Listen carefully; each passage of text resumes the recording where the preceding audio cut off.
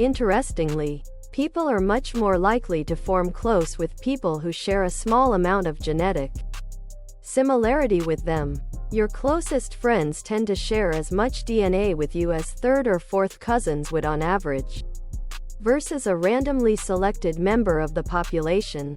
Mongol troops were brutal when conquering new territories, but it is very unlikely that Genghis would have participated in any rape himself. There is the question that some of his wives might have been forced to marry him for political or whatever reasons which would constitute rape by modern standards. But according to a 12th century person's understanding, maybe not so much. That's a bit of a you can't argue with Viking logic because it's usually backed up with an axe shirt myth. He lived a long time ago when the population of the world was much smaller. Anyone alive then would have quite a few descendants now. You can't argue with Viking logic because it's usually backed up with an axe shirt.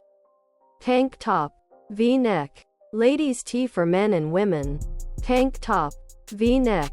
I mean, what's a million deaths in among friends, right? Putting an entire culture at the peak of scientific advancement back into the Dark Ages before the Dark Ages existed. All on horses. It's mind-blowing to try and comprehend. There's a good chance they were actual wives that came through actual marriage. Vikings were really good at actual intermarrying with locals and didn't rape and pillage everywhere all the time. It does raise the interesting question of when, how the Amerindian DNA was introduced to the Icelanders. Was it 1,000 years ago from the Norse settlements in North America and then came to Iceland as the Norse abandoned their settlements in North America and Greenland? Or was it later from contact with Thule settlements in Greenland? Only you can't argue with Viking logic because it's usually backed up with an axe shirt a few hundred years ago. Official you can't argue with Viking logic because it's usually backed up with an axe sweatshirt. Hoodie. Sweatshirt. Hoodie. Both of the settlements described in the with the natives after a time. The first because a man named Thorvald killed several natives. The you can't argue with Viking logic because it's usually backed up with an axe shirt second.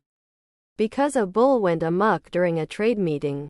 And to appease the natives they offered milk as compensation. Who became ill?